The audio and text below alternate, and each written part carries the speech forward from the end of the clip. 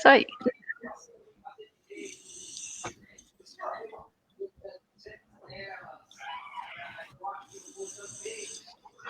Boa noite a todo mundo.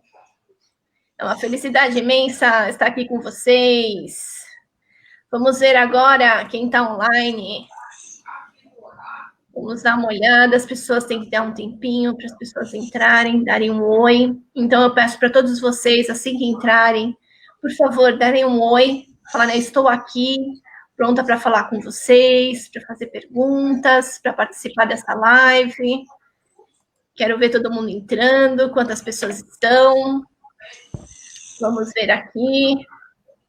Quem está online, vou olhar no Face também. A Super Aline também, né, Aline? Se quiser dar uma olhadinha. Esperar todo mundo entrar, dar um oi. Vamos ver. Eu sou menos famosa, então... 8 pessoas estão visualizando a gente já. 8 pessoas. Oi, boa noite, Adri. Que bom. É isso que a gente precisa.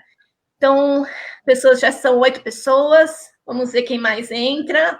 9. Vão dando boa noite, para a gente saber da existência de vocês. Então, vamos ver aqui. Ai, Aila, tudo bem? Gente, só para vocês saberem, a Juzinha também está aqui com a gente, a Aline conhece bastante, então vamos lá. Vou apresentar a doutora Vânia e a Aline.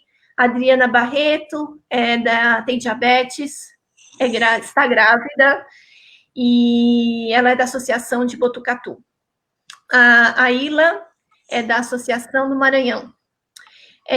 A Juzinha tem também diabetes tipo 1, é aqui de São Paulo. Ela também é uma super lutadora, inspira todo mundo, faz hemodiálise, uma pessoa que lutou pra caramba, contraiu a Covid, infelizmente, mas é uma pessoa que passou pelos perrengues e conseguiu superar. Ela é uma fonte de inspiração para todo mundo. Juzinha, super boa noite para você. Boa noite. A gente já tem 11 pessoas. O que mais? Então, gente, vamos começar essa live, até para vocês entenderem, porque as pessoas já estão dando boa noite, a gente já pode iniciar. Então, bem-vindos a essa live tão importante para todos. Eu percebi que nas redes sociais muitas pessoas se interessaram, porque é um tema de extrema importância para todos. Espero que vocês aproveitem bastante. Caso algumas perguntas fiquem pendentes, a doutora Vânia, ela se dispõe a depois a responder todos vocês. Então, vocês não podem ficar sossegados, vocês não vão ficar sem resposta, tá? Então, a gente tem muita coisa para falar. Além da questão da definição, a gente vai falar sobre o novo protocolo de retinopatia diabética, a gente vai falar do problema da Covid, o que aconteceu, que as pessoas interromperam o tratamento, o quanto isso é perigoso para quem está fazendo tratamento. Enfim, vai ser uma live muito bacana. Então, oi, Anne, um beijão, do Instituto da Criança com Diabetes, lá de Porto Alegre, bem-vinda. Então, bem-vindas todos vocês, é um prazer imenso estar aqui. O Empoderamento para o Autocuidado é um projeto que visa ter um espaço para colocar especialistas e pessoas com diabetes ou influenciadores com diabetes, para que a gente possa discutir e possa melhorar o tratamento de diabetes nessa época de pandemia. Então, o que a gente precisa é que vocês entrem, participem, e a gente possa ajudar vocês da melhor maneira possível através desse espaço. Então, o tema de hoje é um tema que chama muita atenção, porque a retinopatia diabética é uma das principais complicações do diabetes e é dos principais medos que as pessoas têm com relação ao diabetes, ao mau controle do diabetes. E ela é uma complicação microvascular que pode causar a cegueira. Então, a incidência e a prevalência dela no Brasil, segundo o Ministério da Saúde, nós temos por volta de 2 milhões de brasileiros com a retinopatia diabética. Todos eles, claro, têm o diabetes. E se ela não for tratada a tempo e diagnosticada a tempo, ela pode realmente levar à cegueira.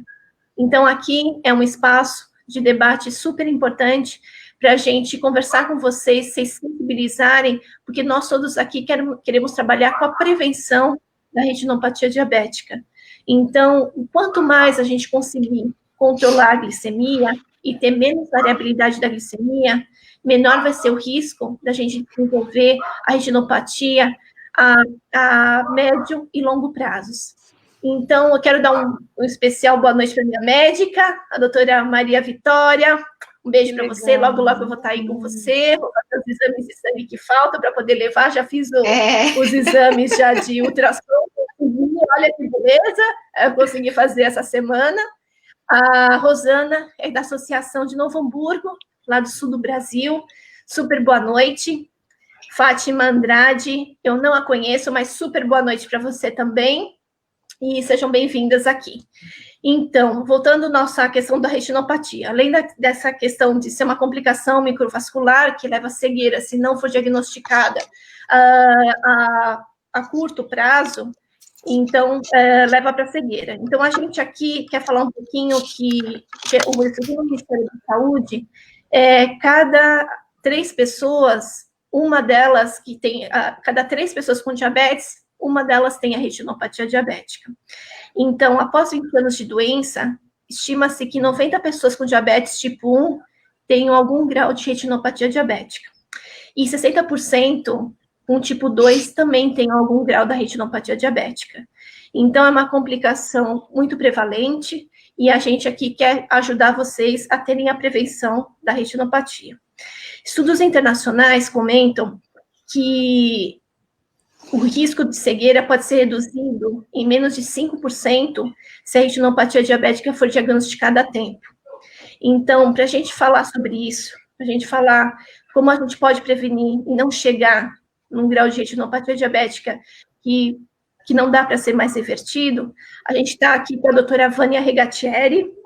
Ela é oftalmologista formada pela Unifesp e ela é líder na área médica da oftalmologia da Bayer. Super bem-vinda, doutora. Obrigada, Vanessa. Obrigada, Aline. Prazer em conhecê-la. Obrigada a todo mundo que está participando. Realmente, isso que a Vanessa colocou de uma maneira muito clara é extremamente importante por causa desse dado, né? Vocês estão com conhecimento nessa doença, é poder de dar uma guinada na sua vida, mudar a sua história. Foi mais ou menos o que a Aline fez, que ela depois pode contar para a gente melhor, né? Vocês que são diabéticos estão acostumados a conviver com essas preocupações que a doença pode trazer.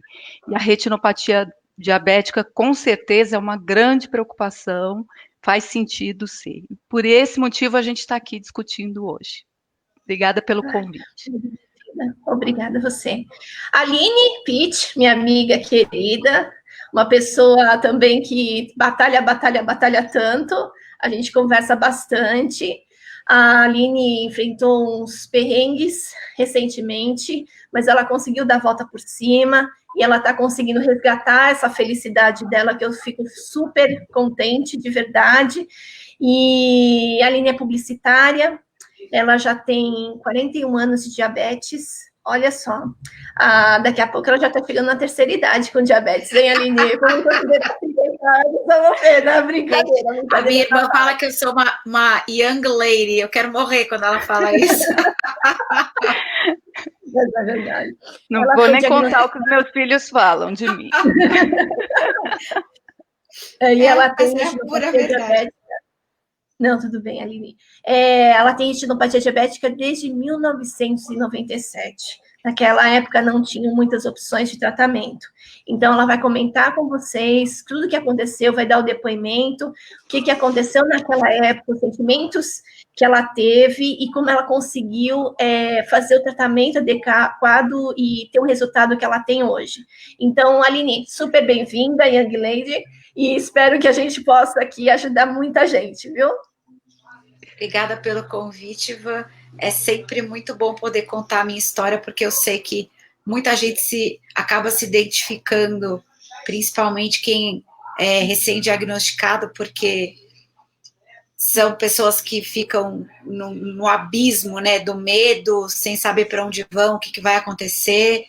E eu costumo sempre dizer que, nossa, hoje o que a gente tem de tratamento à disposição e de informação, até para poder evitar de chegar onde eu cheguei, né, no meu estágio de complicação, são dois mundos completamente distintos, né?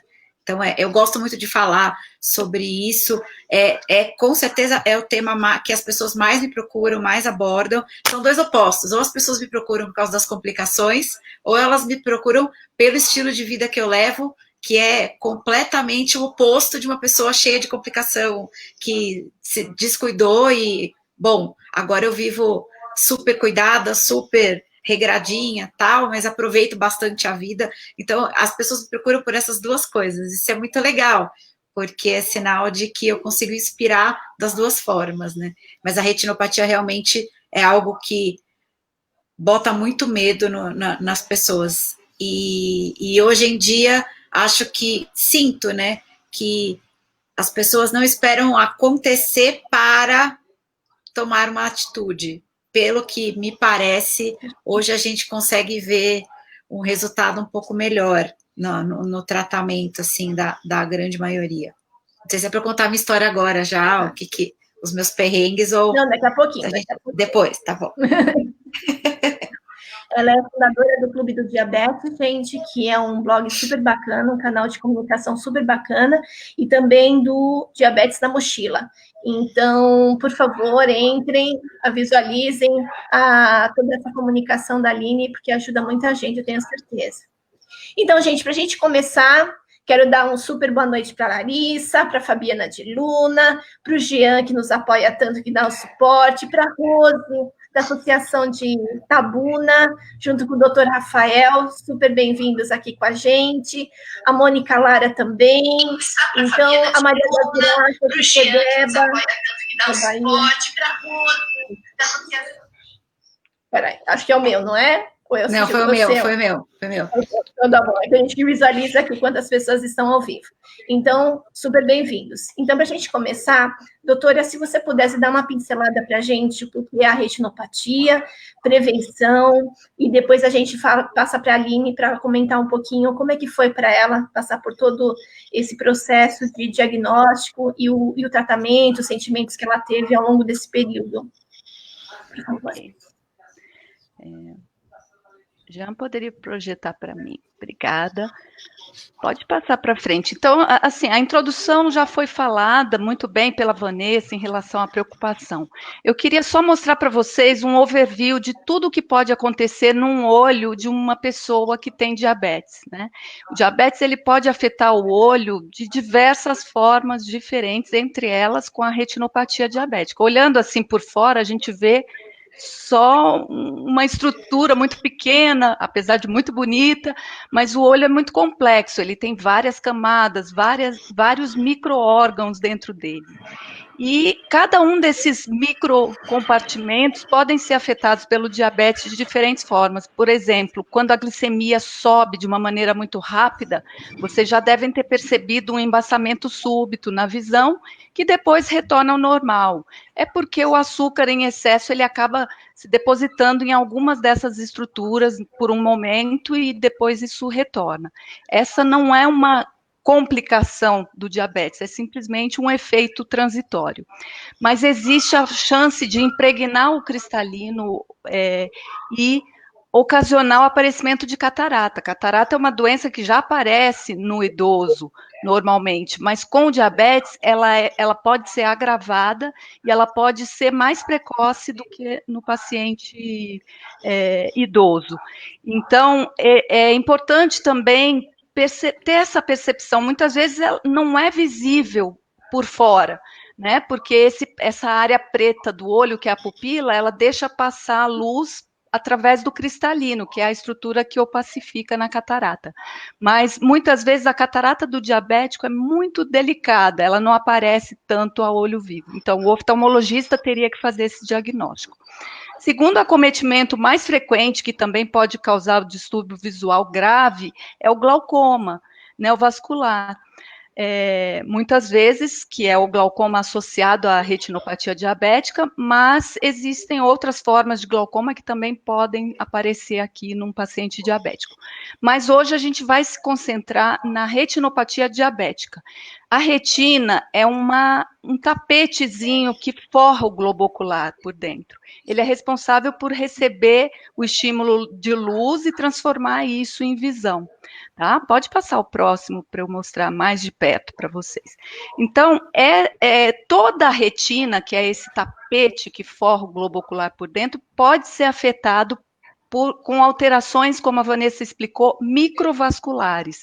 Esses vasinhos fininhos que compõem o globo ocular, eles são completamente afetados pela doença, pela glicemia aumentada cronicamente, ou seja, o açúcar no sangue alto, que fica durante muito tempo. E isso acaba comprometendo esses vasinhos. Na periferia, acontecem sangramentos, malformações de vasos e esses derrames de substâncias que tem dentro do vaso sanguíneo que começam a vazar. Isso é a retinopatia diabética. Claro que ela tem uma escala evolutiva, né? Ela pode ser menos ou mais grave. Já passa um slide só para eu ver um detalhe, isso. Existe essa escala de gravidade, né? Ela pode aparecer, volta, por favor. Ela pode aparecer muito discreta, a ponto de nenhum oftalmologista conseguir ver de uma forma muito clara, tem que ser feito um exame bem específico, com uma nitidez muito boa, e o paciente, com certeza, aqui nessa situação, não vai ter sintomas, porque principalmente a área central não foi acometida, desde alterações mais graves com a evolução, e o próximo slide mostra para a gente um outro escopo da retinopatia, que é o edema macular diabético. Na retina, nós temos uma área central que é responsável pela visão de detalhes, visão de cores, visão de fisionomias, os detalhes da visão. Essa região se chama mácula. Quando esses vasinhos da mácula, que são muito delicados, são acometidos pelo diabetes, pela retinopatia, eles começam a vazar. Vocês veem aqui que tem uma porção de microfuros, né?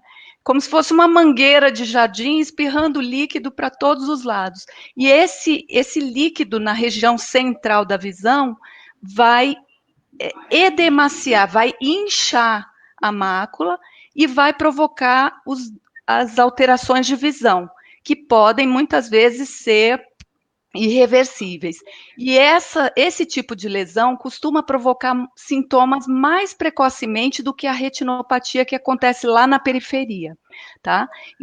Esses sintomas vão depender, logicamente, do tamanho desse edema, desse inchaço, e também da proximidade dessa área mais centralzinha aqui, que a gente chama de fóvea, que é o centro do centro. Tá? Então, aqui a gente tem, em verde, a gente tem uma ilustração de como o edema macular pode acontecer, tá bom? Em diferentes situações. E como que o paciente se sente, né? Qual é o sintoma que ele tem? Passa o próximo para mim, por favor, Gi. Existem um escopo muito grande de sintomas, desde não sentir nada, como eu falei para vocês no começo, e isso é um grande perigo da retinopatia, porque a pessoa tem já a doença, mas não percebe, até, assim, um embaçamento leve, uma diminuição da visão de cores, sombras no campo de visão e até distorção das imagens. Tá? E nesse momento eu até queria que a Vanessa contasse um pouquinho da história dela, porque isso é um fator decisivo. Não esperar os sintomas aparecerem para procurar a orientação médica, porque eles podem não estar presentes, mas a doença já está acontecendo.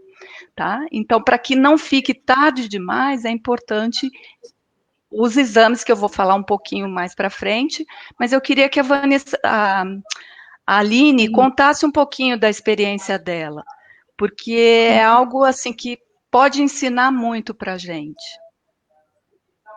Aline, como foi para você, como que você descobriu que tinha diabetes? No meu caso, o meu diagnóstico foi em 1979, né? E eu me lembro bem, eu era muito pequena, mas eu me lembro que eu acho que a partir mais ou menos dos 7 anos, eu morava em São Paulo, eu me lembro bem de ir sempre ao oftalmo com a minha mãe, sabe? De fazer todos os exames e tal. Até que a gente foi morar no interior de São Paulo. Meu pai foi trabalhar na Unesp, meu pai era farmacêutico bioquímico, sempre foi super protetor tal. E em Araraquara, na faculdade de farmácia, a gente tinha um acompanhamento médico por lá, né? E não existia em Araraquara naquela época, isso a gente está falando de 86, 88, 89, não existia um especialista em retina na cidade. Então eu comecei a acompanhar com um oftalmologista normal. E o meu controle do diabetes naquela época era bem assim, apesar do meu pai em cima, de eu ter acesso aos melhores tratamentos, eu era bem rebelde, eu era bem espoleta, então assim, era um controle difícil, as minhas glicadas eram elevadas, sabe? Eu fazia coisas escondidas, eu comia doce, praticava muito esporte, sempre comi direitinho e pratiquei muito esporte, isso assim, sempre, desde sempre, mas eu era uma paciente assim que dava trabalho, sabe? E eu lembro que isso foi uma coisa bem assim, que me marcou. Eu devia estar, acho que já para entrar na faculdade, isso foi em 95 para 96, e a minha miopia, que eu já usava óculos há alguns anos, a minha miopia ela pulou de 3 para 6 graus. Eu comecei a me queixar de que eu estava meu óculos estava embaçado, o óculos que eu estava usando ele não estava bom, estava embaçando muito tal. E aí o médico, oftalmo, não era especialista, pediu para minha mãe me levar em um especialista em retina. E começou nessa época aí um especialista, acho que de 15 em 15 na cidade. E essa médica, que hoje já é falecida, a doutora Rosa, quando ela me examinou, eu me lembro dela chamar meus pais na sala, eu não fiquei na sala, mas era alguma coisa já muito grave, já deveria estar num estágio muito avançado. E na época, eu lembro que eu fiz muitas e muitas e muitas, talvez umas 16 ou 17 sessões de laser. Eram muitos lasers, eram todos os finais de semana, todos os sábados. Eu voltava de São Paulo, que eu já estava no primeiro ano de faculdade, eu quase tive que trancar a faculdade, que era o sonho da minha vida, estudar na SPM, fazer publicidade e tal. Eu quase tive que abandonar o curso por um período para poder tratar a visão. E foi junto, retina e rim, que a gente descobriu. No mesmo ano. Foi um baque, assim, para o meu pai, que sempre foi tão cuidadoso. Como que eu deixei isso acontecer com a minha filha, né? E depois do tratamento, porque foi uma coisa muito severa, eu lembro que foi muito intenso, sabe? Tinha que ser todo fim de semana, com poucos intervalos, eram sessões sofridas, doídas. Eu me lembro de eu querer sair depois à noite e não podia, eu ficava em casa, tal. Depois que tudo passou, a médica que passou a me acompanhar, junto com a doutora Rosa, que era a médica que fazia o tratamento com laser, aceitamos os três no consultório e elas elas olharam para minha mãe, eu vou até me emocionar um pouco, porque todo mundo sabe que a minha mãe partiu faz quase 3 meses, ela falou, mãe, era para a Aline ter ficado cega. Então, assim, eu acho que eu fui salva, sabe? Porque eu literalmente devo ter sido salva a tempo, porque hoje eu enxergo quase que perfeitamente.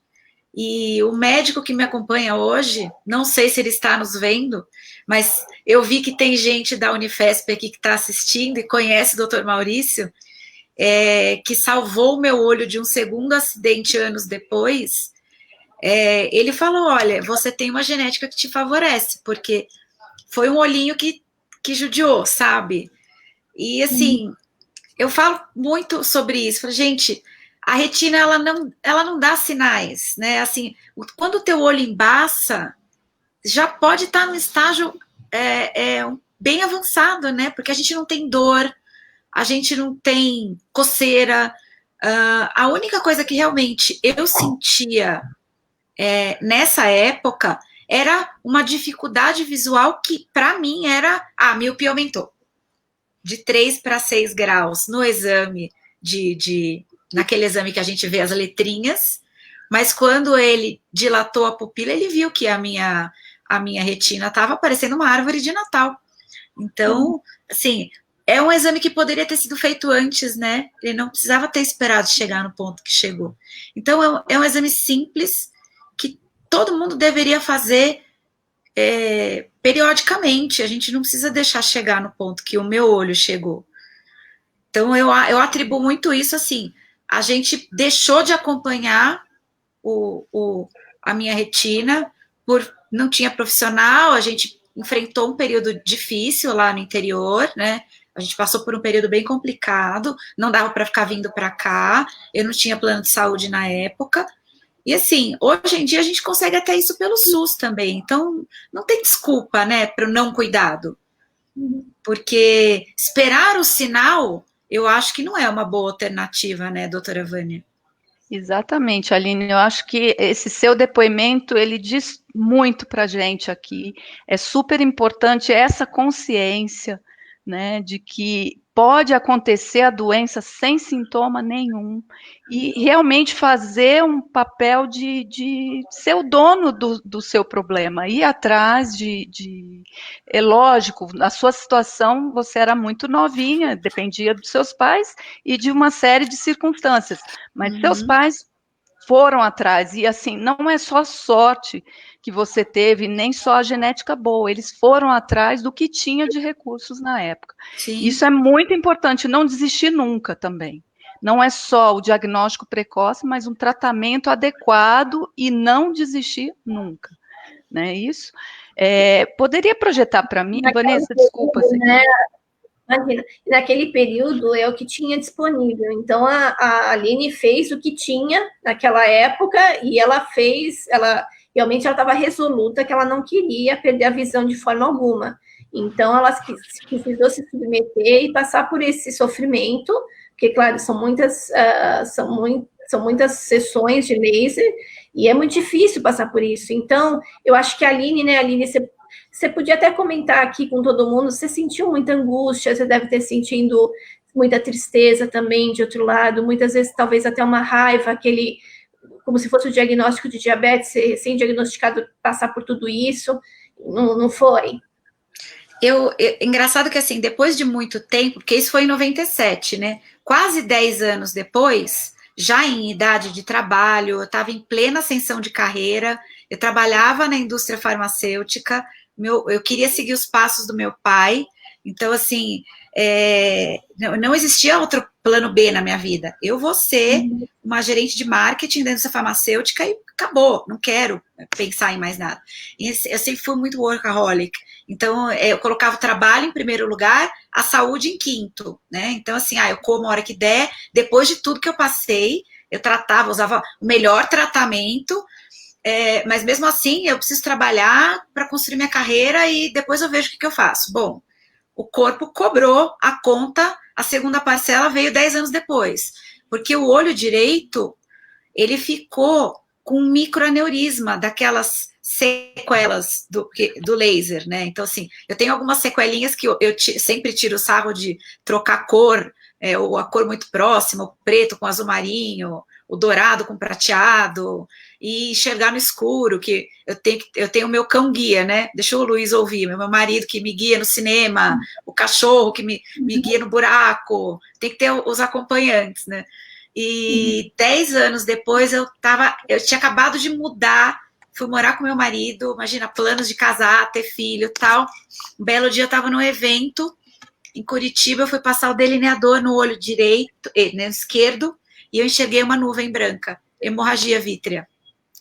E assim, do dia para a noite, não é que eu tive um sinal. Eu tinha passado com o Dr. Maurício, feito o meu check-up em agosto, e em setembro eu tive um pico de estresse no trabalho, com uma descompensação de glicemia, e tive uma hemorragia vítrea. Ou seja, gente, até nisso, quem já tem a complicação em estágio avançado tem que ter um cuidado quintuplicado, porque a complicação da complicação ela pode acontecer de uma hora para outra, né? Em 24 horas você pode ter uma hemorragia. Então, não é que o cara que diagnosticou agora vai ter uma hemorragia. Isso que eu sempre falo, calma, né? não é assim. E eu tive que passar por 3 vitrectomias. Então, hoje eu tenho 50% da visão do olho direito e o olho esquerdo, graças a Deus, ele está estacionado devido aos 200 mil lasers daquela época lá atrás. Só que assim, impactou a minha vida de uma forma muito intensa, porque eu tinha acabado de mudar para casa, para uma casa nova, para morar com meu marido, e eu abdiquei de engravidar nesse período, porque a chance da minha gravidez ser de altíssimo risco em função dessa retinopatia super avançada, foi um período, assim, de muito sofrimento, de muita culpa, eu tive que fazer muita terapia, por que eu fiz isso comigo, por que eu deixei chegar a tal ponto. E hoje eu vejo que, assim, existe o plano B, o plano C e o plano D para sua vida, e você tem que lidar com isso, porque eu não tenho como voltar lá atrás e consertar, mas eu tenho como viver de agora em diante de uma forma que eu preserve a minha visão da melhor forma possível. A visão, o rim, a neuropatia, e uso bomba de insulina, faço esporte, como direitinho. Mas assim, tem períodos que a gente olha no espelho e fala, por que você deixou chegar a esse ponto? Porque a gente é humano, né? Falar, pra quê? Sabe? Se é tão possível, você quer chorar, chora, deixa passar e continua, porque é tão pior imaginar, o meu pai sempre falava, você quer andar com uma bengala branca? Você está preparada para deixar de ver tudo isso que está à tua frente? E quando a pessoa escuta isso é muito impactante. Fala, como é que eu vou viver sem enxergar? Eu, Aline, não estou preparada para tal. Então eu falei, bom, ou eu mudo, não tem outra opção. E foi aí que eu comecei a lidar com todos esses impactos emocionais que sim, acabaram acontecendo na minha vida. Eu acho doutora, que, de fato... Se você pudesse comentar, a Aline, as complicações, e eu só queria acrescentar no seu comentário, o Edivaldo, da associação lá de Indaiatuba, Sempre Amigos, ele escreveu aqui, eu acho que você está visualizando também. A Larissa, de Salvador, também teve um caso parecido como o da Aline, e ela colocou também aqui para a gente. Então, ele tem já a retinopatia há 22 anos, e aí veio um glaucoma, e aí veio também a cegueira. Ele continua o tratamento, apareceu também uma ceratite. Então, os especialistas disseram que seria melhor avaliar um procedimento, colocar um tubo para retirar o excesso das sujeiras. Então, assim, aproveitando a linha, eu queria até se você pudesse comentar também o Edivaldo aqui, tá? Tá bom. Bom, o caso do Edivaldo foi um caso que foi uma série de complicações que uma retinopatia pode gerar. No caso dele, o glaucoma, como eu falei, um glaucoma associado a essa retinopatia, é um glaucoma muito severo e muito difícil de tratar, né? E realmente o procedimento que foi sugerido para ele é colocar um tubo que desvie o fluxo de líquido que não tem por onde sair. Né, pela formação dos vasos a proliferação dos vasos muito intensa ali na região onde esse líquido sairia, ele fica obstruído. E aí a pressão do olho vai aumentando e vai danificando cada vez mais o nervo óptico. E aí, além da retina danificada, você tem uma lesão do nervo óptico. Então, é uma lesão bem complexa e uma doença que complicou a ponto de ser realmente difícil de lidar. E, normalmente, é isso. A sugestão aí, no caso dele, é um tubo que desvie esse fluxo para algum lugar. Tá bom? Mas o controle da doença, ele tem que ser precoce, assim como o diagnóstico, e contínuo. Como a Aline contou para a gente, isso assim, a experiência dela é uma aula, é uma lição aqui, né, de que, tem que fazer o diagnóstico e o tratamento precocemente e não parar, porque a doença não vai parar, né? Então, eu queria mostrar algumas imagens só para a gente discutir a respeito disso, né? Como é que é feito esse diagnóstico precoce? Como é que é o papel do oftalmologista nessa história? Então, eu queria mostrar alguns slides mais, só para deixar claro aqui para vocês, né? Exame de fundo de olho não é isso, não é isso e não é isso exatamente. Isso aqui, muitas vezes a gente chega na clínica, é um aparelho muito bom que faz uma estimativa do grau que você tem, tá? É um aparelho chamado autorrefrator, é muito frequente e muito importante numa consulta oftalmológica, mas isso não vai te dizer se você tem ou não retinopatia diabética, tá? Esse exame, que é o muito representativo do oftalmo, né? Quando a gente pensa em oftalmo, a gente pensa nesse aparelho. Esse aparelho, ele vai conferir o grau que você tem através de uma tabela em que você vai tentar ler as letras e o oftalmologista vai ajustando aqui qual é o seu grau ideal. Também não vai mostrar nada em relação ao fundo de olho. E o último exame que estava lá, no outro exame, é um exame feito em crianças, tá? Como é muito difícil colocar uma criança nesse aparelho, às vezes a criança se mexe, a gente usa, às vezes, essa reguinha e esse aparelhinho aqui que emite uma luz. Mas também não dá para ver o fundo do olho com esse exame. Então, vamos para exemplos de exames de fundo de olho que são muito importantes nesse diagnóstico, tá? Nós temos aqui o mais usado deles e, assim, é essencial para você diagnosticar, ver o fundo do olho como um todo, que é o mapeamento de retina. O olho é dilatado, porque senão a luz não consegue entrar com facilidade para que o médico possa observar toda a periferia da sua retina. Então, esse exame aqui, quando você fala de uma retinopatia que não está na região central, que está mais periférica, você só vai conseguir com um exame como esse, com o olho dilatado. Às vezes, hoje em dia, existe uma tecnologia maior de fotografias que mostram um pouco da periferia, mas esse, apesar de ser bem tradicional, bem antigo, ainda é um exame que é muito importante que ele seja feito. Ele dá muita indicação de se você tem ou não a doença.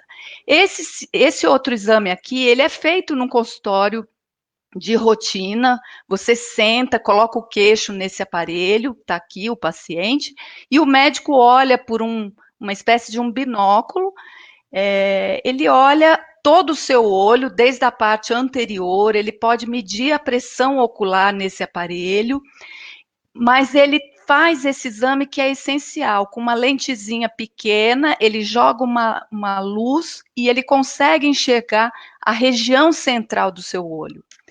Às vezes, mesmo sem dilatação, ele já pode ter alguns indícios de que você tem a doença que já está acometendo a região central do olho.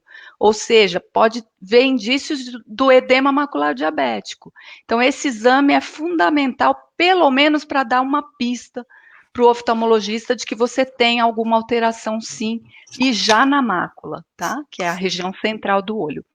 Esse exame é uma fotografia que o médico vai fazer do seu fundo de olho, geralmente mais da visão central mesmo, da parte central do olho. Mas o importante desse exame é que vocês estão vendo aqui, é um equipamento portátil.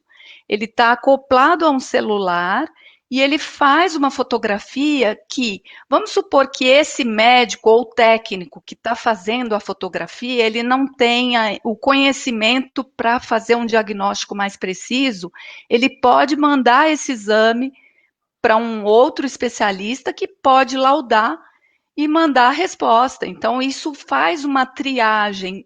É importante esse tipo de exame, porque você consegue minimamente fazer uma triagem que um endocrinologista pode fazer no seu consultório, um médico de família pode fazer no seu consultório e encaminhar para um especialista, que é, como a Aline falou, na época em que ela morava no interior, não existia um especialista na cidade. Então, isso poderia evitar até ela ter que viajar para São Paulo para ter um diagnóstico mais exato, né?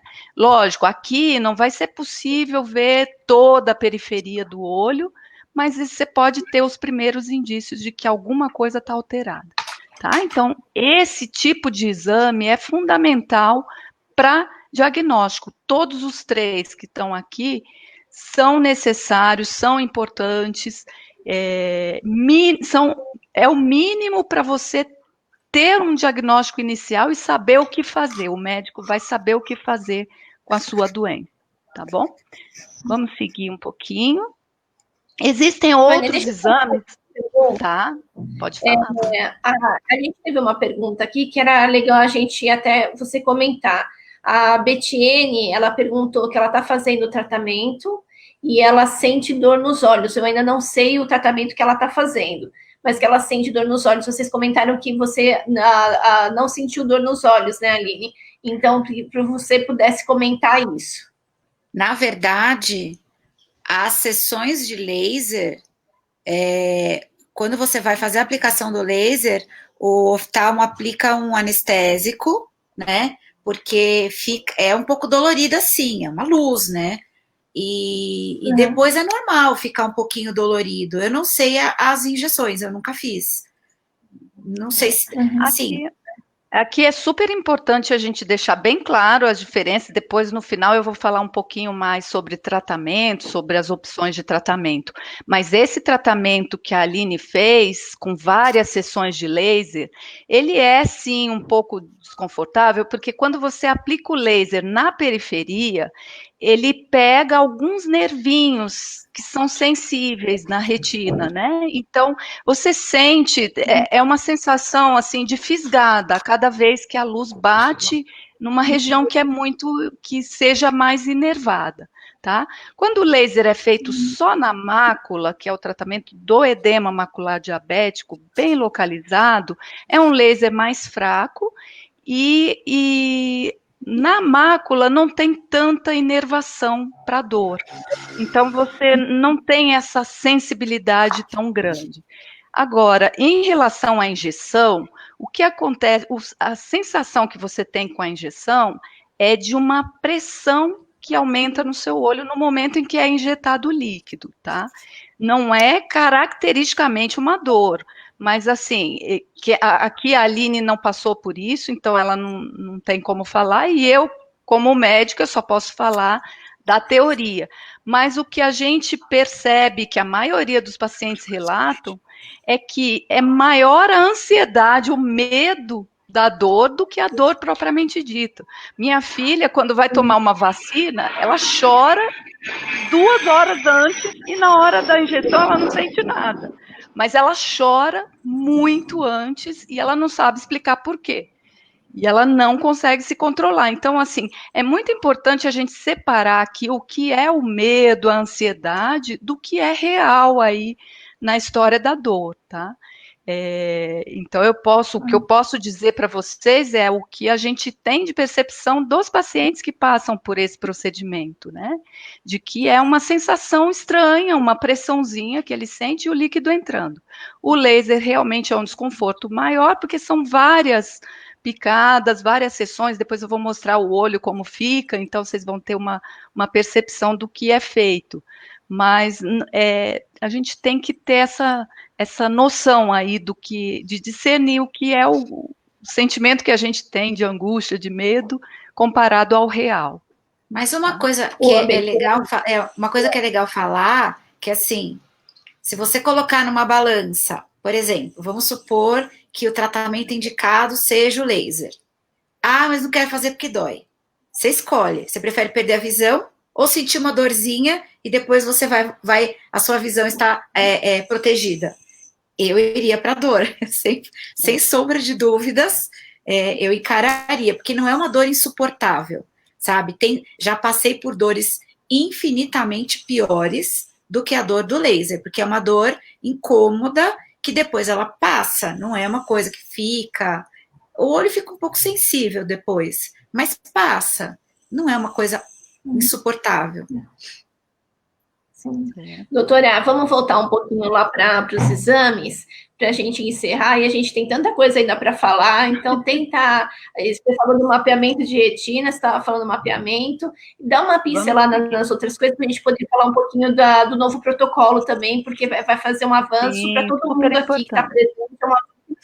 Vamos lá, Jean. Deixa eu dar uma olhadinha nos slides aqui para a gente seguir. Então, eu ia dizer isso aqui, que é importante, quando o médico diagnosticou a doença, principalmente o edema macular, ele pode solicitar alguns outros exames, que aqui não vem ao caso discutir muito em detalhes, mas que são exames mais específicos que o retinólogo costuma pedir para acompanhar e tratar a doença, tá bom?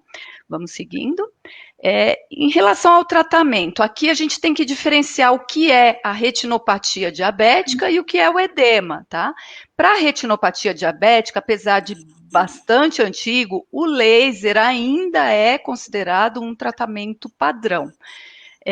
Mas, quando a gente trata o edema macular diabético, a gente já tem algumas opções adicionais ao laser, né? O laser, como eu expliquei para vocês, ele é feito quando é um edema mais localizado, que não é tão grande, tão grosseiro como esse segundo aqui de baixo, dá para você ir com um laser mais fraco, mais delimitado e controlar um pouquinho esses vasos que estão sangrando, tá?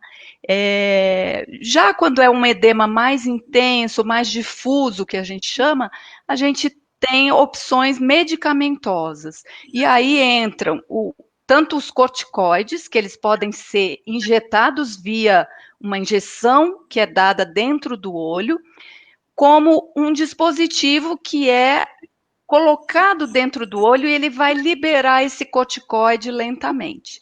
E existem ainda uma outra classe de medicamentos que são os chamados anti-angiogênicos. Esses medicamentos vão atuar na formação desses vasinhos e na piora da qualidade desses vasinhos que começam a vazar esse sangue e líquido por toda a retina, tá? Então, o que se descobriu quando começou-se a usar esse tratamento para o edema foi que aquela retinopatia diabética da periferia também melhorava. Então, hoje em dia, é muito discutido quando você deve fazer só laser, quando você pode associar esse tipo de medicamento, porque o processo de formação desses vasos é o mesmo. Então, esse tipo de medicamento pode ser usado para combater o edema e também ajudar a combater essa retinopatia periférica, tá ok? Além disso, tem o que a Aline chamou de vitrectomia. A vitrectomia é uma cirurgia em que é feita a remoção da gelatina do globo ocular. Tá? Por quê? Porque teve um sangramento muito forte que não está sendo absorvido, então tem que remover esse sangue via cirurgia. E existe também o caso de descolamento de retina. Se a retina descola, é porque muitas vezes o vítreo, que é essa gelatina, ele está fibrosando e está tracionando a retina. Ele está puxando a retina. Então, deixa eu só fazer um parênteses, doutora Vânia. Na recuperação da primeira vitrectomia, eu tive um descolamento parcial de retina e eu fiz uma segunda vitrectomia, que aí foi consertado finalmente o problema. Isso, foram duas. O que aconteceu é o descolamento de retina, se ele está sendo causado pelo vítreo, não tem outra forma. Você tem que tirar esse vítreo para diminuir essa tração que tem, para poder a retina voltar para o lugar.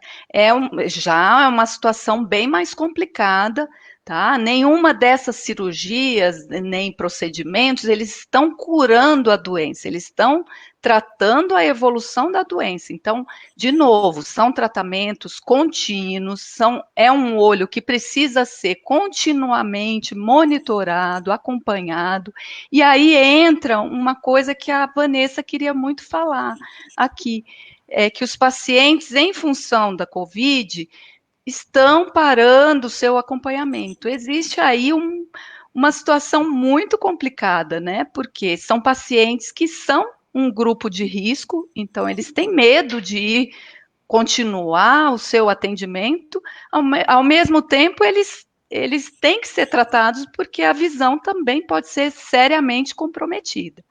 Né? Então, é uma decisão difícil. Em medicina, a gente tem que sempre pesar risco e benefício, mas o que eu posso dizer para vocês é assim: se for realmente impossível manter esse acompanhamento, o tratamento e etc., pelo menos faça o monitoramento em casa da sua visão.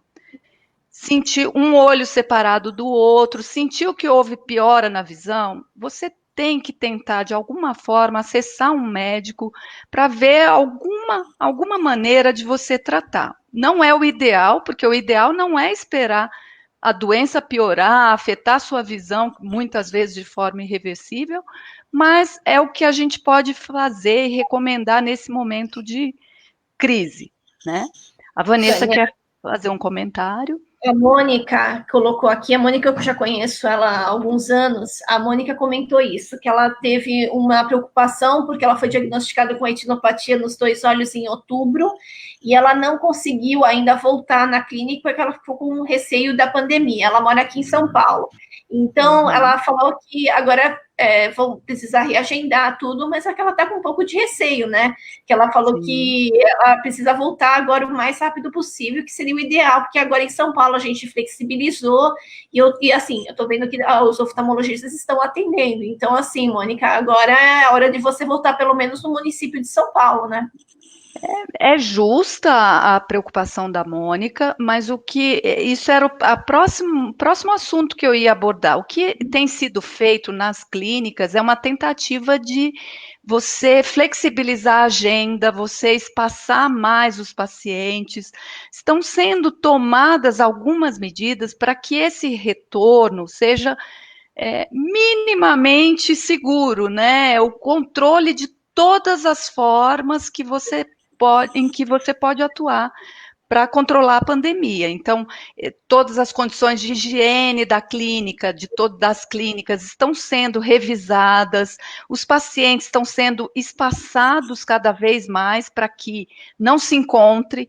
É sempre pedido para todas as marcações, discussões, conversas serem feitas por telefone. Então, a própria orientação do médico pode ser feita um pouco mais rápida ali no consultório e depois por telefone, né? A telemedicina tem entrado também para ajudar aí nessa questão. E levar o acompanhante, assim, só se for estritamente necessário, né? E se for necessário, limite-se a levar um acompanhante que não se incomode de esperar fora da clínica. Então, assim, quanto mais a gente conseguir limitar esse contato entre pessoas, maior a segurança que a gente vai ter, né? Claro, é uma situação difícil, de novo, e você vai ter que pesar com o seu médico, com a clínica na qual você é acompanhado, qual o risco que você está correndo e qual o benefício que você vai ter de retomar esse tratamento. Mas uma coisa é importante, esse tratamento precisa, de alguma maneira, em algum momento, ser retomado. Então, é isso sempre pesando, né? Tudo. Obrigada, doutora. Era bom a gente exemplificar tanto com a Aline quanto a questão aqui da Mônica, porque a gente já entrou falando da pandemia, então tem um risco muito grande e é muito importante, até ele colocou aqui para a gente de maior para você ver até o depoimento da Mônica, eu acho que o mais rápido possível, senão, Mônica, Vânia, você me fala se eu estou certo ou errado, troca de clínica e vai para outra clínica, porque você precisa ver o mais rápido possível. E aí a gente sabe que o município de São Paulo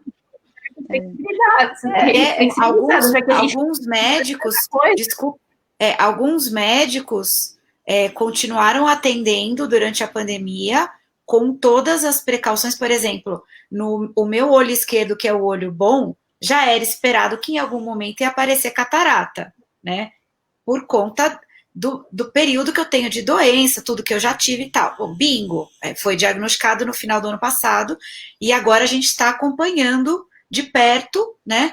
E no meio, cerca de 1 mês e meio atrás, eu estava lendo, eu gosto muito de ler antes de dormir, e eu senti um certo incômodo, eu falei, acho que evoluiu um pouquinho.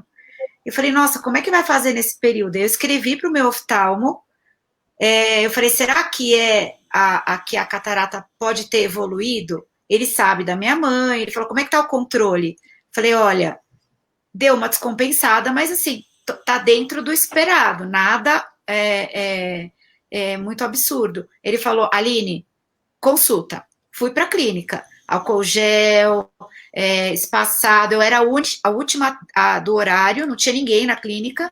Ele olhou e falou, olha, já está no ponto para operar, só que agora a gente vai aguardar os hospitais, a gente poder marcar a cirurgia. Então, assim, tô conseguindo ler, tal, eu tenho falado com ele, às vezes, como é que você tá? Tô bem, controlando diabetes e tal, mas assim, foi um momento que eu falei, bom, agora eu vou sair de casa e vou na clínica. Por quê? Porque tem que saber, tem horas que a pessoa tem que, isso é uma coisa que, assim, tem horas que a gente precisa sair de casa, né, gente? A gente vai ter que, talvez, por exemplo, sou eu e meu marido, se ele sair e ele não tomar os devidos cuidados, ele vai poder trazer, né, o problema para dentro da nossa casa. Então, não adianta os dois ficarem dentro de casa, porque isso é uma coisa que, se a gente parar para prestar atenção, eu peço tudo delivery, mas será que o cara do delivery toma as devidas precauções? Então, a gente começou a tomar alguns cuidados eu prefiro a minha higiene, que eu sei que é impecável, e a do meu marido, do que a do cara do delivery, que eu já vi que não usa máscara algumas vezes. Então, vou eu ao mercado, no horário que eu sei que não tem ninguém, compro minhas coisinhas, lavo tudo, tal. Então, isso é uma coisa que eu acho que cada um agora vai ter que, de agora em diante, aprender a tomar esses cuidados. Então, conversa com o médico, vê um horário tranquilo, que não tenha mais gente. A Vanessa falou para mim que está fazendo alguns exames, eu também agora já quero fazer o meu check-up, porque eu ia fazer tudo em fevereiro, março, veio a pandemia, não fiz nada, e a gente que é crônico há tanto tempo, não dá para esperar, eu vou esperar o ano que vem, não dá, tem que ver como está a parte cardiológica, ginecológica, oftálmica, dental, tudo, né? Felizmente, a catarata pode esperar. Felizmente, a catarata é uma das complicações, assim, que podem esperar o momento certo, mas a Aline, você precisou ir até o médico para confirmar que era, de fato, a catarata, né? Então, esse discernimento é muito importante. E, de novo, a telemedicina pode ajudar a gente, as clínicas estão se preparando para essa retomada da melhor maneira possível. Hospital, realmente, se for é um foco, né?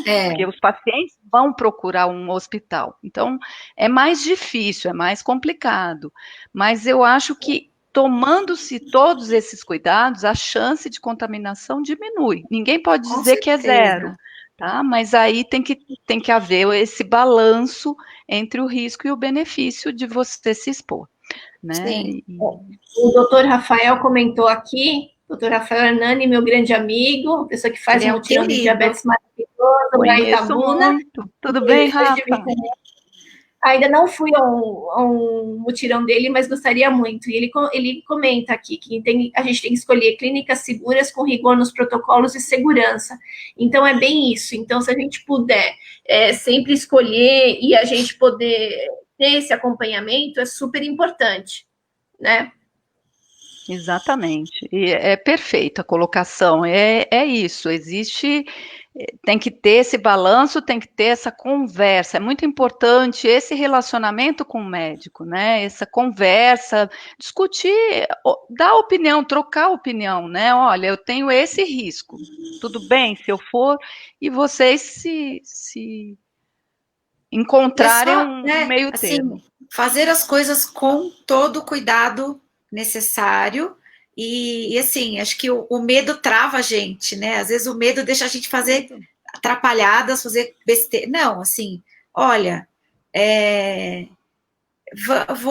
gente tem que se cuidar, assim, às vezes você fica em casa, é pior, né? Você vai evitar de provavelmente acontecer alguma coisa, se tiver alguma coisa para tratar, já tá no lugar certo. Eu acredito muito nisso. Gente, agora é para a gente mudar um pouco de assunto. É tão esperado o protocolo novo de retinopatia diabética do SUS.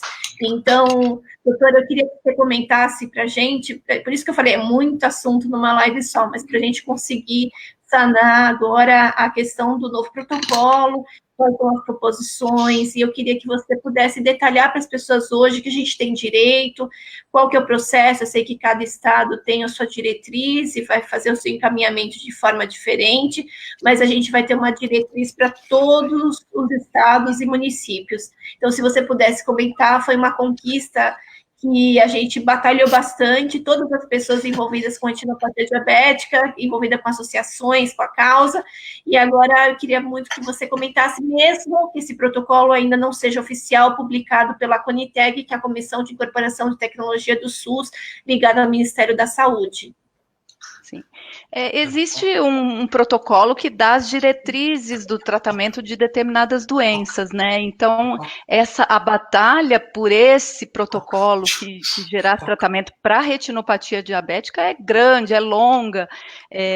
A gente sempre teve essa preocupação com o paciente diabético, então faltava esse braço, a cegueira é iminente, é quase que certa se não for feito nada, né?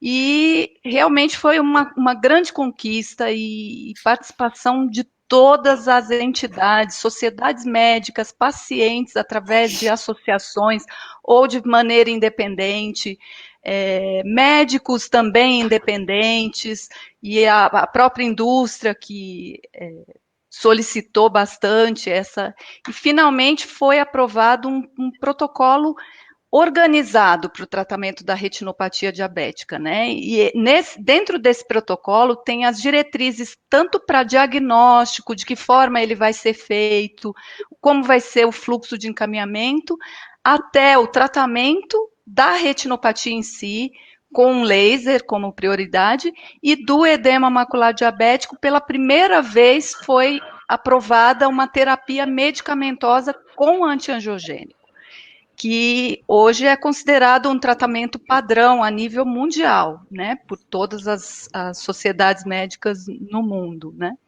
E o protocolo foi muito bem desenhado para atender pelo menos essa questão de diagnosticar precocemente, tratar a retinopatia e, inclusive, tratar o edema macular diabético com uma droga antiangiogênica.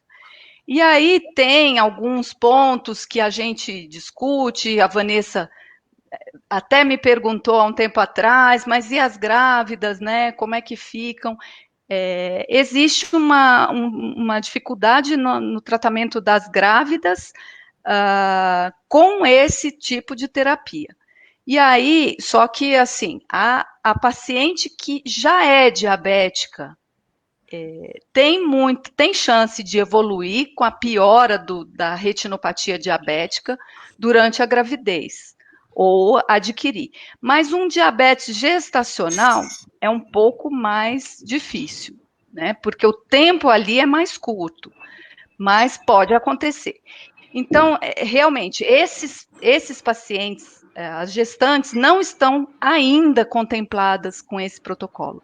Mas é muito importante que esse protocolo comece a rodar, porque é a primeira vez na história em que existe um protocolo, uma diretriz para esse tratamento, e ele está muito bem desenhado e vai atender a grande maioria dos pacientes diabéticos.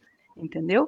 E a questão da gestação é uma questão que quem assistiu a live anterior viu, é uma questão que tem que ser muito bem pensada, muito bem programada, porque independente de ter tratamento ou não ter tratamento contemplado no SUS, existe aí uma possibilidade de pior. Então você tem que planejar muito bem para que não complique a sua doença, independente de qualquer tratamento. Tá? Mas o que eu queria dizer, assim, deixar muito claro é o benefício que esse PCDT, esse protocolo trouxe para a grande maioria dos pacientes do sistema público, tá? Que são atendidos pelo sistema público. E hoje eles são contemplados com uma droga de primeira qualidade e que atende a grande maioria dos casos de pacientes doentes, além da terapia com laser, que pode ser adotada também para os casos de retinopatia diabética. E lembrando que a gestante também pode fazer o tratamento com laser, tá? Isso é super importante que vocês saibam. Apesar de não poder fazer a terapia medicamentosa com antiangiogênico durante a gestação, ela pode sim ser tratada com laser. Uhum. Assim, a questão da pessoa, por exemplo, a gente tem trabalhado aqui no estado de São Paulo para tentar reduzir essa fila de acesso ao tratamento. Então, reduzir o diagnóstico, porque até você conseguir marcar o oftalmologista, depois passar por especialista em retina, para depois fazer o tratamento, a pessoa demora 1 ano. Então, esse processo se aplica em muitas cidades, em muitos estados.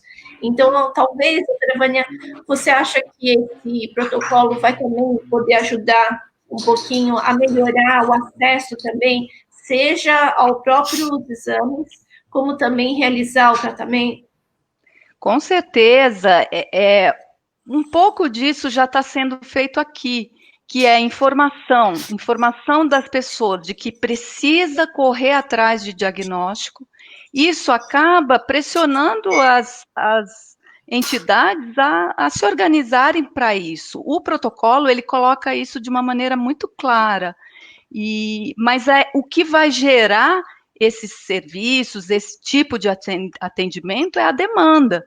Então, é muito importante que vocês, cada um de vocês, coloquem para si esse desafio de eu preciso procurar oftalmologista, mais particularmente se eu tiver alguma alteração, um retinólogo, um especialista em retina, que possa evoluir comigo em relação ao tratamento. Então, nada vai rodar se não tiver uma demanda. E sabendo que lá na frente, melhor ainda, eu tenho acesso ao tratamento. Né? Porque não adianta nada também eu ir atrás do diagnóstico, me desprender e buscar, se eu não tinha opção antigamente. Então, esse é o outro grande mérito desse protocolo.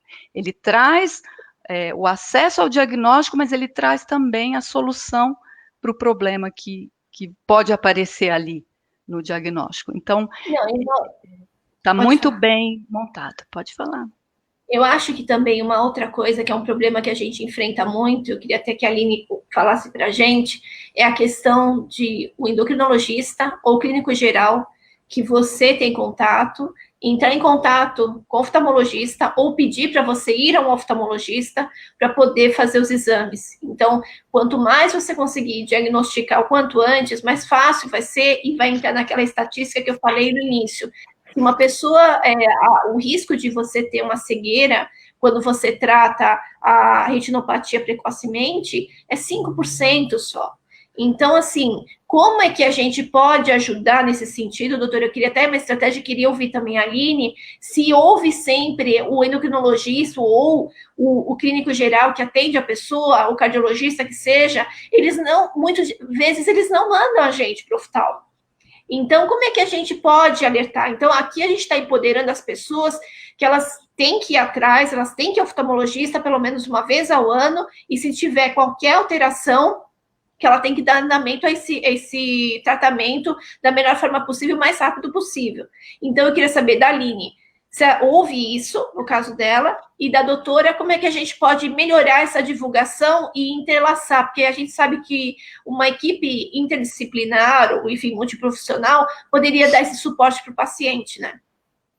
Então, eu tenho, assim, no meu caso, Aline, eu acho que eu não posso ser, eu ouvi isso uma vez de uma pessoa que a gente estava conversando, que eu não posso ser a referência Brasil, né, porque a gente que tem mais acesso, eu sei de inúmeros médicos, conheço vários médicos que são excelentes, a minha endócrino, as equipes, tal, que todos, claro que, não que eles indiquem, mas sempre eles querem saber o laudo, como foi o exame do oftalmo, como que tá o fundo de olho e tal, ou então, por exemplo, eu tenho muito contato com a Unifesp, porque o meu oftalmo é de lá, eu passei durante um tempo pelo ambulatório de bomba de insulina da Unifesp, da doutora Mônica Gabay, que eles têm uma equipe multidisciplinar que é fantástica, o Centro de Diabetes da Unifesp é incrível, eles têm a equipe multidisciplinar, eles têm os ambulatórios das especialidades, então,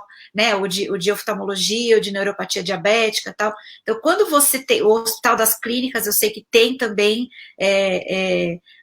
com a equipe multidisciplinar, então, quando até o SUS tem isso para oferecer, né? Muita gente fala mal do SUS, mas o SUS muitas vezes é referência em outros países, né? Que não existe em outros países nada similar. Então, a gente tem ali a possibilidade de ver que o paciente é acompanhado pelo endócrino e por outras especialidades também. O paciente acaba tendo a sorte de ter esses pilares todos ali ao mesmo tempo, acompanhando a doença, porque o diabetes, a condição, porque o diabetes não é uma coisa só, né? Ele é um problema metabólico que afeta várias outras partes do corpo. Então, quando a gente tem a sorte de ter essa equipe ao nosso redor, maravilha, porque o paciente, por ele só, ele não sabe, muitas vezes, na maioria das vezes, que ele tem que ir no médico A, B, C, D, E, né? Muitas vezes ele vai no clínico geral, ele não sabe nem que ele tem que ir no endocrinologista. Então, a gente vive num país continental. Acho que foi até você, Vanessa, que me falou os números, uma vez eu fiquei embasbacada. A gente tem 6 mil endocrinologistas no país onde vivem 16 milhões de diabéticos, então os números são muito absurdos.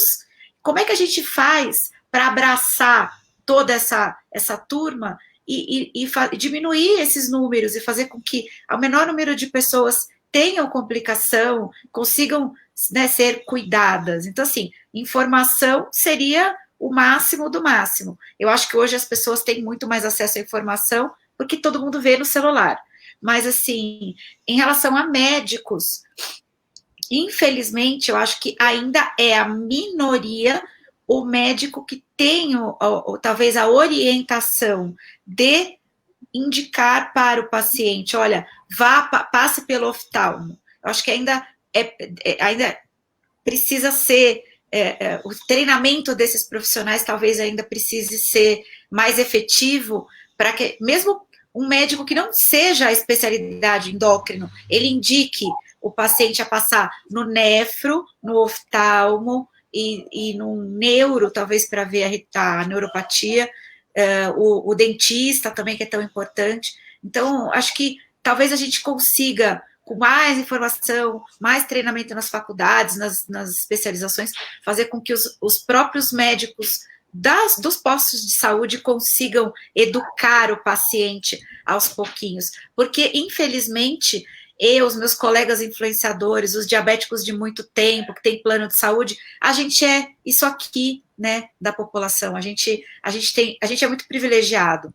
Então, eu já vi de tudo nessa vida, mas eu acredito que isso ainda pode melhorar. Eu tenho uma visão um pouco poliana da vida.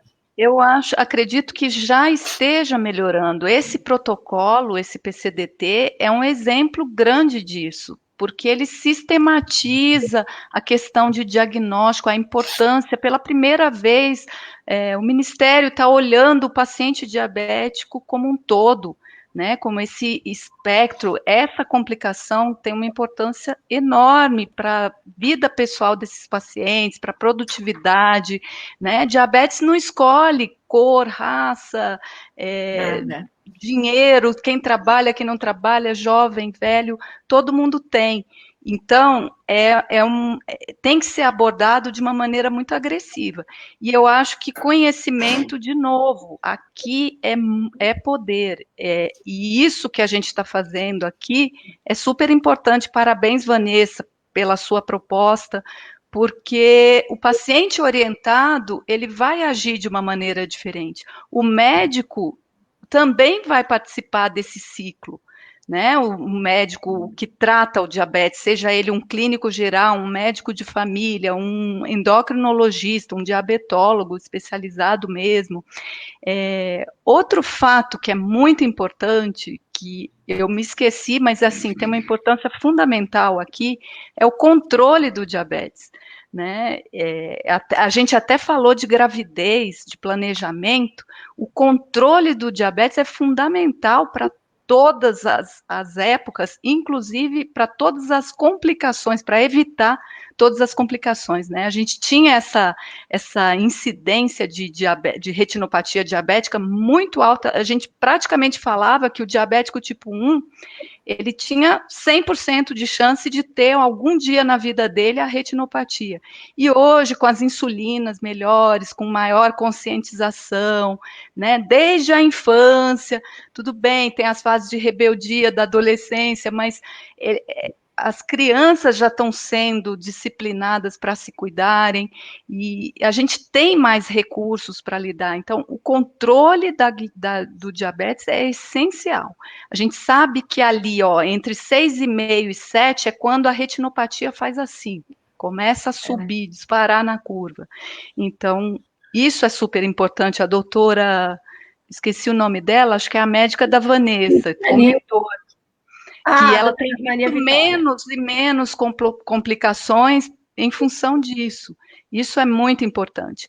Mas isso que a Aline está falando, de que os médicos e os pacientes sejam orientados da necessidade de procurar um oftalmologista, um retinólogo, principalmente, é muito importante isso. Só isso vai pressionar as autoridades para disponibilizar mais. Então, essa demanda é muito necessária, tá? Então, é muito importante que o próprio paciente... Oi? Falta muito ainda. A doutora falou uma coisa que talvez, como ela atende talvez um público que não dependa tanto assim do SUS, a gente vê, a gente pega o interior do Brasil e, de verdade, a gente ouve relatos muito complicados. Então, faço um projeto que eu rodo algumas cidades brasileiras, esse ano não vou conseguir fazer por causa da pandemia, mas a ideia, a gente ouve relatos de muitas pessoas falando que o médico nunca orientou a ir a um oftalmologista. Então, eu até queria te perguntar, assim, tem alguma, tirando o CBO, que a gente tem contato com a Sociedade Brasileira de Retina in Vitro, alguma coisa a mais que você acha que é importante a gente comentar, de repente, trabalhar a mídia um pouco, mas a gente precisaria trabalhar com esses profissionais que atendem as pessoas com diabetes, mostrando a importância da figura do oftalmologista na vida dessa pessoa. Eu acho que as sociedades médicas em geral, a SBD, que é a Sociedade Brasileira de Diabetes, eles têm os guidelines e eles colocam lá a importância do exame de fundo de olho anual para o diabético, para todos os diabéticos, depois que começa o acompanhamento, e assim, pro diabéticos tipo 1, 5 anos depois do diagnóstico, porque a gente tem uma precisão maior em termos do diagnóstico do diabetes. Mas para o diabético tipo 2, a gente tem que pedir para fazer um fundo de olho na hora. Por quê? Porque a gente não sabe há quantos anos ele já é diabético, né? A gente não tem essa precisão que a gente tem no caso do diabético tipo 1. Então, muito importante você estar atento a esse tipo de direcionamento e conversar muito com o seu médico. Como a Aline falou, eu acredito que o Brasil vai melhorar, eu sou otimista, eu acho que a telemedicina está entrando também com essa possibilidade de ajudar nesse sentido. O Brasil tem áreas remotas, a gente pode ter mais acesso a diagnóstico e tendo um protocolo que direciona o tratamento, gente, tá a meio passo do paraíso, assim, do destino perfeito. Então, tem que ter essa conscientização, isso que está acontecendo aqui hoje, e a gente segue insistindo, e a Vanessa está certa, que todas as sociedades médicas têm que ser alertadas a respeito disso, a respeito da existência desse PCDT, a respeito da necessidade de diagnóstico precoce. E, na verdade, existe um caminho para isso. Agora, também a consciência individual e o empoderamento do paciente vai ajudar extremamente nessa missão. Vânia, teve uma fala sua que eu queria que você comentasse melhor, e o Fabrini Reis, que mora no estado do do Rio de Janeiro comentou, ele ficou preocupado quando você falou que existe uma subida quando está maior que 7, e assim, até vou me posicionar a favor dele, porque a minha glicemia também, dificilmente, ela fica entre ficar 7 e abaixo. 8. Vocês têm razão. Mas assim, e assim, eu, na verdade, abaixo de 7, eu começo a entrar muita hipoglicemia na minha vida, que vai cair bastante a qualidade de vida, para mim, Vanessa, tá? Então, assim, o que eu queria que você comentasse, que não é uma coisa do outro mundo, mas explica um pouquinho o que é até 7, o que acontece depois do 7, para ajudar ele nesse sentido. O que acontece? Existe uma curva que relaciona o nível de complicações causadas pelos diabetes e o controle da glicemia, né? E o que a gente vê em estudos epidemiológicos grandes, com grande número de pacientes, é que vai lá, 5,5, 6, quase não tem retinopatia, aqui falando especificamente da minha área, né? 6, 6,5, começa a aparecer alguns casos de retinopatia. A partir de 7, 7,5, começa a subir a curva, não só em nível de casos leves, mas também casos mais, não só sobe o número de casos, mas aumenta a gravidade da doença. Então, é importante isso. E, claro, isso não é assim, um ano que eu passei com a glicemia um pouco alterada vai fazer toda a diferença da minha vida. São anos, lembrando que vocês vão conviver, principalmente o diabético tipo 1, ele vai conviver muitos anos com a doença, né? Então, ele tendo esse período grande de descontrole, ele tem muito mais chance de ter alterações microvasculares, como a retinopatia, no caso da Aline, a nefropatia, né? São alterações parecidas naqueles vasinhos que são mais delicados, né? E então existe essa epidemiologia, tá? Então, assim, o target de vocês vai ser colocar o mínimo possível, mas como a Vanessa está falando, desde que tenha qualidade de vida também. É impossível você simplesmente não comer nada, ou fazer coisas né, totalmente fora da curva só para ter, porque você tem que ter aquela glicemia. E, de novo, quando a gente fala de estudos, a gente fala de um bolo, né? A gente coloca pessoas com diferentes características no mesmo grupo. E cada um é cada um, existem diferenças individuais. Mas o importante é ter essa consciência de que o tempo de descontrole vai afetar no seu prognóstico de doenças e de alteração visual, tá? O tempo e o controle. Então, tempo de diabetes e principalmente com HB glicada muito descontrolada. Essa hemoglobina glicada, até que perguntaram o que a gente está falando, é da hemoglobina glicada, que é aquela média da glicemia dos últimos 3 meses.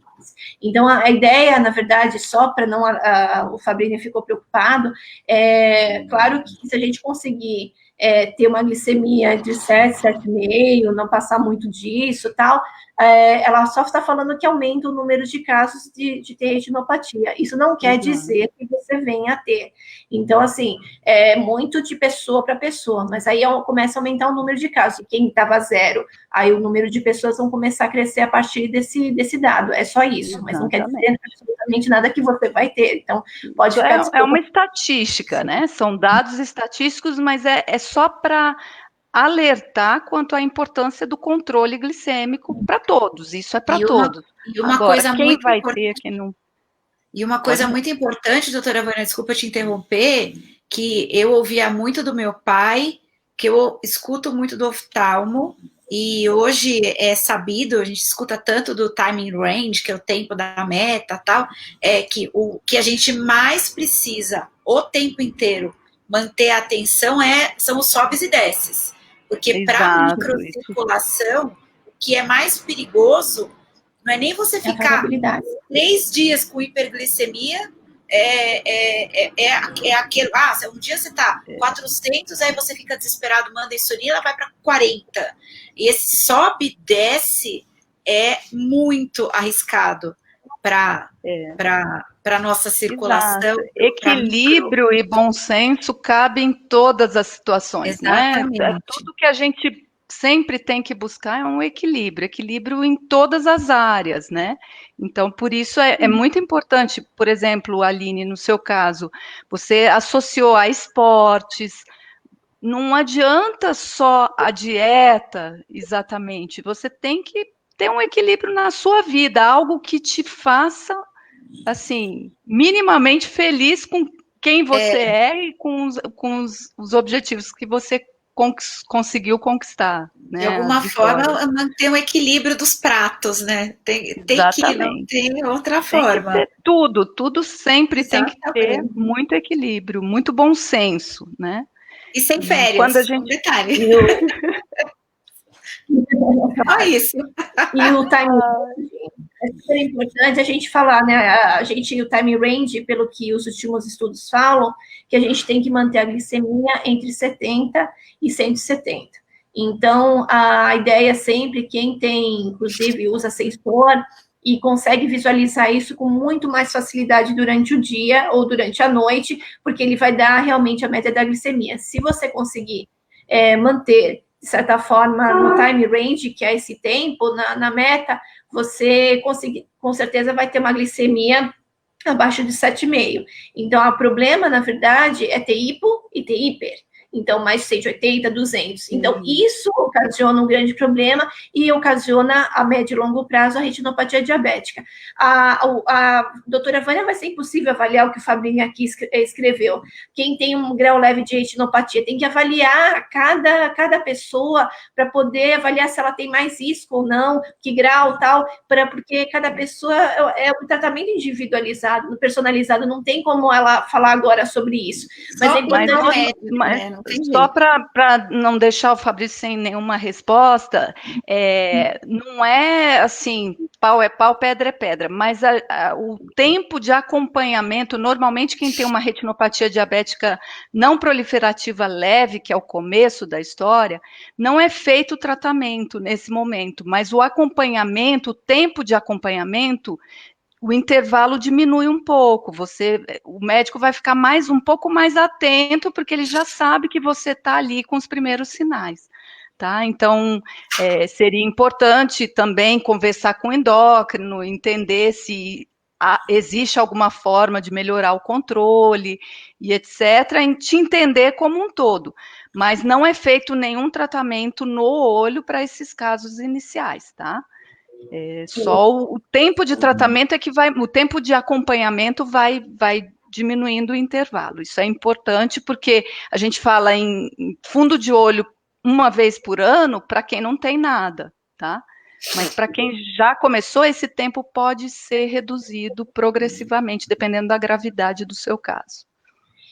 Doutora, assim, antes a gente só falar um pouquinho das perguntas das pessoas, eu acho que a gente comenta só rapidinho o que a gente tem disponível, então, hoje no SUS. Então, existe o laser, que é um tratamento que sempre teve.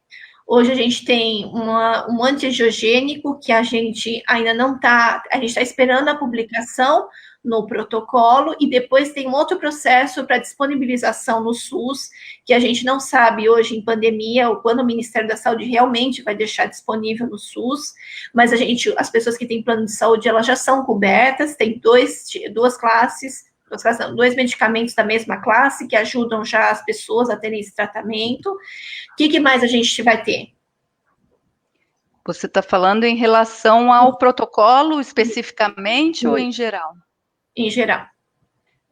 Não, nesse momento, a gente está esperando a publicação do protocolo oficial, né, e começar a dispensação do medicamento. Mas, como a Vanessa acabou de dizer, existe um tempo aí que foi interrompido pela pandemia, né? Existe uma preocupação agora grande em relação à pandemia, então a gente não sabe exatamente quando, tá? Mas nada impede que as pessoas já comecem a se conscientizar do que tem, como tem, e que roteiro elas vão ter que seguir daqui para frente, né? Porque independente de ter o tratamento, primeira coisa, você precisa ser diagnosticado, né? E pode ser que, por exemplo, em alguma secretaria municipal exista já um protocolo rodando. Pode existir em alguma secretaria estadual algum protocolo rodando, já que já está te cobrindo, né? Então, sempre buscar informação. Eu acho que a gente tem essa importância de buscar informação. Tá bom? E a Porque Maria das cada estado, cada cidade, né, cada município vai ter o seu timing, o seu tempo diferente. Né? A Graça, que faz parte do CEDEBA lá na Bahia, em Salvador, aí ela comenta que agora eles vão ter que investir bastante, porque tem uma mudança significativa para atender todas as pessoas da melhor forma possível. Então, é bem isso. E ela ainda comentou numa outra inserção dela aqui, falando que lá existem pessoas que têm casos especiais, que têm outros distúrbios emocionais, e que cada caso, pessoa para pessoa, tem que fazer um controle diferente, uma glicada diferente, e muitas vezes tem que ser apoiado também por um psicólogo para conseguir sanar a parte psicológica, para conseguir fazer o tratamento e ter a média da hemoglobina glicada, o ideal. Mas isso muitas vezes, principalmente para quem é recém-diagnosticado, leva um tempo da aceitação. Isso, Graça. E na vida, desculpa, Van, na vida como ela o paciente é um paciente, é individualizado. Quando a gente fala de estatísticas, aquilo que eu falei anteriormente, a gente coloca um nível global. Isso é uma coisa de estudos. Os estudos, eles têm que trazer uma diretriz, né? Mas quando a gente fala de cada paciente é um mundo à parte, ele tem os seus próprios problemas e o caso dele vai ter que ser discutido, né, de uma maneira multidisciplinar, como a Aline colocou, né, que é super importante essa abordagem multidisciplinar no caso do diabetes. Mas, gente, mais alguma coisa que eu vou voltar a ler um pouquinho das coisas aqui, mais alguma coisa que vocês acham importante colocar para a gente, para as pessoas? Não, eu só colocaria assim, se tiver que levar uma mensagem, busque cuidar da sua vida. Você é o maior responsável por tudo que você vai construir, assim, por essas viradas na sua vida. E aqui eu não estou falando de seja neurótico com controle glicêmico, tá? Eu estou falando de uma forma muito geral, em termos de diagnóstico, em termos de saber que existem possibilidades de tratamento. Esse número que a Vanessa falou, eu gostaria que ficasse muito na cabeça de vocês, que o diabetes, a retinopatia diabética, diagnosticada precocemente e bem tratada, leva a uma diminuição da chance de cegueira em 95%. Tá? Então, se a cegueira é um fantasma para vocês, saibam disso, existe uma luz no fim do túnel, que é a possibilidade de diagnosticar precocemente e tratar adequadamente. É isso.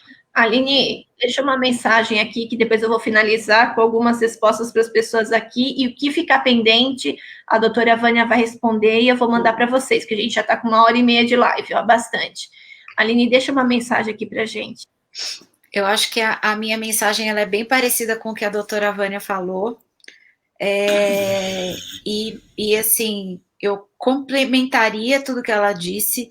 Eu acho que assim, a gente tem que se cuidar 360, e quando se cuidar 360, eu acabei um pouco antes da pandemia, na pandemia eu me aprofundei muito em cuidar da mente, cuidar do bem-estar mental, porque é o que me segurou de pé nesse período, senão eu acho que eu teria ido junto com a minha mãe, juro, eu não teria aguentado passar por tudo isso, enclausurada em casa, sem poder abraçar ninguém, ver ninguém.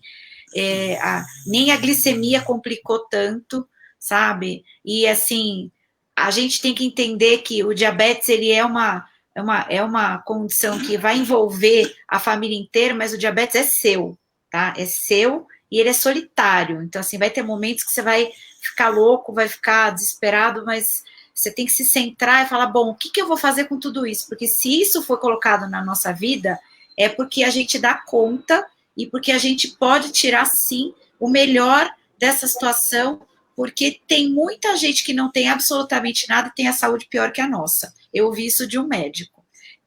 Ele falou uma vez para mim, ele falou, olha, quem tem problema crônico muitas vezes vive mais do que uma pessoa que não tem nada. Então, fica com essa para você pro resto da tua vida. Assim, eu tenho uma meta de viver 88 anos, pelo menos, né? Então, assim, estou com 44, cheguei no metade da minha vida agora. Então, assim, como ainda faltam 44 anos, tem bastante coisa para fazer, né? Pelo menos.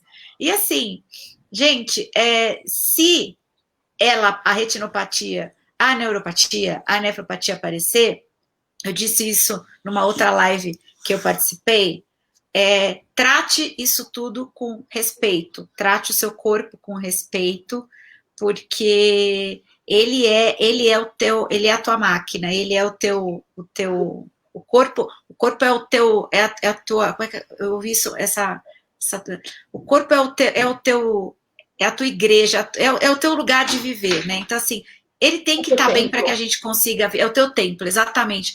É o teu lugar de viver. Então, assim, se ele estiver bem, tudo ficará bem. Então, acho que a gente tem que tratar, no mínimo, ele com respeito. Acho que essa é a mensagem. É pegar tudo isso, cuidado mental, e nos momentos de dor, de tristeza, ressignifica isso, como falaram, você ressignificou, ressignifiquei, e continuei a caminhar, porque eu acho que a vida ela é muito mais do que essas pedrinhas que aparecem no nosso caminho, que a gente consegue contornar, às vezes de uma forma mais complicada, mas a gente consegue sim dar conta, senão não teríamos essas coisas para resolver, isso é fato. Então, gente, assim, eu queria, para a gente finalizar, então a gente manda as respostas para vocês. Tem uma pessoa que perguntou sobre vitectomia, então depois eu peço para a doutora responder para a gente, e aí eu respondo na própria Facebook marcando a pessoa, pode ficar sossegado. O que eu queria comentar com vocês é o seguinte, a gente tem agora um protocolo, a gente espera que ele seja publicado em breve, vai ajudar todas as secretarias municipais e estaduais, só que assim, somos nós, pessoas, que devemos cobrar das autoridades para que eles sejam implementados e que a gente tenha disponível as melhores tecnologias no SUS, à medida que elas forem comprovadas e tenha uma questão de econômico-financeira também implementada aí. Então, se ela já está incorporada ao SUS, nós temos direito a ela. Então, nós temos que cobrar as autoridades e nós também temos, como a Associação de Diabetes que eu tenho aqui, Associação de Botucatu, Associação de Indaiatuba, o próprio CEDEBA, tem a Associação de Novo Hamburgo, tem a Associação de Porto Alegre, o ICD, tem aqui de Ourinhos, aqui. Todas as associações aqui, que eu vou esquecer o pessoal também de Itabuna, que é da outra ONG, é importante que todo mundo se una e faça a cobrança das autoridades para ter acesso ao tratamento adequado. E, além disso, nós temos também, como seres humanos, o livre-arbítrio para a gente poder dar andamento na nossa vida da melhor forma, e a gente tem que fazer uma escolha muito consciente do que a gente quer daqui para frente. Se a gente quer viver muito, sem complicação, aquelas pessoas que têm alguma complicação, para não ter outras complicações, a gente tem que se cuidar muito. Então, é fazer o que a Aline comentou. A gente tem que cuidar do nosso corpo, como o nosso tempo, a gente tem que adorar ele, tem que fazer todos os exames, a gente tem que fazer todo o monitoramento, diminuir essa variabilidade glicêmica, ter esse time range o mais próximo possível do ideal, para a gente conseguir, a longo prazo, poder realizar todos os nossos sonhos, para a gente conseguir implementar todas as nossas metas, as nossas vidas, e para a gente ser feliz. Então, agora, a gente está na mão das associações, pressionar o governo, tirando o período da pandemia, que eu estou quase com o governo por aqui, mas assim, a gente passar por esse processo, a gente vai conseguir pressionar quando tiver um interlocutor bacana para a gente poder conversar lá, já que teve uma crise política, e aí a gente implementar isso nos nossos municípios, nos nossos estados, mas a gente tem que cobrar como cidadão. porque nós temos direitos e também nós temos deveres. E quando nós representamos, inclusive, várias pessoas, o coletivo, nas associações, a gente vai ter que fazer essa pressão também. Então, é super importante, a Márcia de Jesus também, da Associação de Nova Friburgo, está aqui também presente. Então, é super importante a gente se unir, a gente fazer o que tem que ser feito e a gente conseguir dar o acesso ao tratamento adequado, seja do diabetes, seja da retinopatia, seja no SUS, seja nos planos de saúde, em todas as esferas. Então, gente, eu super agradeço a presença de todos vocês, as pessoas que participaram, colocaram suas mensagens, agradeceram por esse ensinamento. Eu fico super feliz por esse projeto estar dando andamento e que, assim, ele só conseguiu porque a Bayer viu, gostou, enfim, achou que era uma ótima ideia e está ajudando muita gente, a gente está vendo isso. E, assim, eu espero vivamente que no dia 22 vocês estejam com a gente, que a gente tenha uma próxima live sobre estratégias para adesão ao tratamento. Tá vendo? Voltando à questão de voltar a controlar direitinho a glicemia. Então, a gente vai conversar com a Gabriela Caviccioli, a gente vai falar com o Fred Prado também, que vai ajudar bastante a nos ajudar a estabelecer estratégias para voltar a focar a glicemia, porque eu tenho minha culpa, descontrolei ela no início, mas agora ela está voltando ao eixo. Então, é assim, a vida é real, não é o mundo ideal. Então, a gente sempre tem que entrar dentro disso, né? Então, meninas, super obrigada, de verdade, vocês contribuíram bastante, eu estou vendo pelos comentários, todo mundo agradecendo, e eu espero contar com vocês em outras oportunidades. Obrigada. Beijo, muito obrigada. Obrigada. Um beijo para todos vocês. Um beijo.